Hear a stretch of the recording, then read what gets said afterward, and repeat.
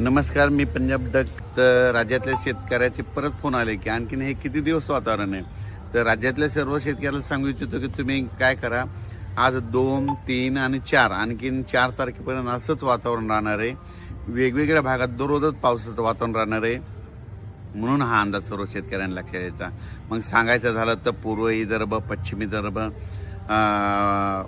उत्तर महाराष्ट्र, मराठवाड्यात देखील काय होणार आहे. आणखीन जवळपास 4 तारखेपर्यंत असंच भाग बदलत वेगवेगळ्या भागात दररोज पाऊस पडणार आहे. काही ठिकाणी गारपीट देखील होणार आहे. विजेच्या कडकडासह पाऊस होणार आहे. म्हणून हा अंदाज लक्षात यायचा आहे. तर सविस्तर सांगायचं झालं तर तुम्हाला एक सांगू इच्छितो की आता मी जे या ठिकाणी आहे म्हणजे दत्त शिरोळ भागात ते नरसिंहवाडी या भागाकडे असल्यामुळं या भागात देखील आज देखील पाऊस आहे.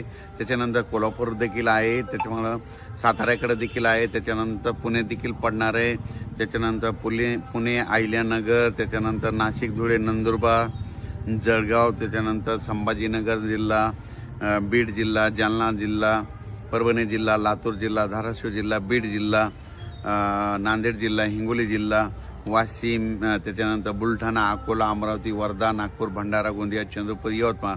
म्हणजे राज्यात सांगायचं झालं तर आणखीन 3 दिवस 2, 3, 4 ह्या 3 दिवसामध्ये आणखीन बऱ्याच ठिकाणी पावसासह काही ठिकाणी गारपीट देखील होईल, काही ठिकाणी वारं सुटेल, काही भाग सोडून देखील देईल. म्हणून हा अंदाज सर्व शेतकऱ्यांनी लक्षात घ्यायचा. या वातावरणामध्ये विजेचं प्रमाण जास्त आहे. म्हणून माझी शेतकऱ्याला विनंती, विजा कडकडत असताना झाडाखाली थांबत जाऊ नका. झाडावर जास्त विजा पडतात, त्याच्यामुळं विजा कडकडायला लागेल की आपलं घर जवळ गावा. काल देखील ना इकडं ज्योतिबा मंदिराच्या परिसरात त्या डोंगरावर वीज पडली, तिथं देखील काही भाविक जखमी झाले. म्हणून माझी परत एकदा विनंती, ह्या 4 तारखेपर्यंत विजा कडकडत असेल तर आपण आपलं घर जवळ केलेलं काय हरकत नाही. म्हणून या पावसामध्ये गारपिटीचं देखील प्रमाण आहे. म्हणून आपण आपलं आलेलं धान्य असेल, पीक असेल, जर झालं असेल तर सुरक्षा स्थळी झाकून ठेवावी. या पावसामध्ये गारपिटीचं प्रमाण जास्त आहे, वाऱ्याचं देखील प्रमाण आहे. तुम्हाला एक सांगू इच्छितो, आणखीन देखील आता ह्या उद्याच्या पावसामध्ये आज 2, 3, 4च्या दरम्यान तुम्हाला सांगतो आणखीन बीड जिल्ह्यात देखील बऱ्याच भागात आणखीन गारपीट होईल. त्याच्यानंतर अहिल्यानगरकडे देखील गारपीट होणार आहे. त्याच्यानंतर संभाजीनगर जिल्ह्यात देखील गारपीट होणार आहे. जळगाव जिल्ह्यात देखील गारपीट होणार आहे. इकडे बुलढाणा जिल्ह्यात देखील होणार आहे. अकोल्याकडे देखील होणार आहे. अमरावतीकडे देखील गारपीट होणार आहे. त्याच्यानंतर यवतमाळकडे देखील होणार आहे. वर्ध्याकडे होणार आहे. नागपूरकडे होणार आहे.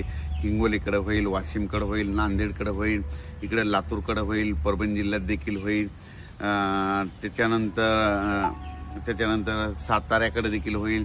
कोल्हापूर जिल्ह्यात देखील आज आणि उद्याच्या दिवस थोडी गारपीट होईल. म्हणून हे सर्व शेतकऱ्यांना लक्षात द्यायचं. पुणे जिल्ह्यात देखील पुण्याच्या लोकांना देखील गारपीट पाहायला भेटेल. म्हणून ही पुणेकरांना देखील अंदाज लक्षात द्यायचा. पण यानंतर एक लक्षात घ्या, 5 एप्रिलच्या नंतर हवामान कोरडं होणार आहे. त्याच्यानंतर आपण आपले सगळे शेतीचे कामे करून घ्या. पुन्हा काही पाऊस येणार नाही. नंतर पाऊस येणार असला तर लगेच पुन्हा एक मेसेज देणार आहे.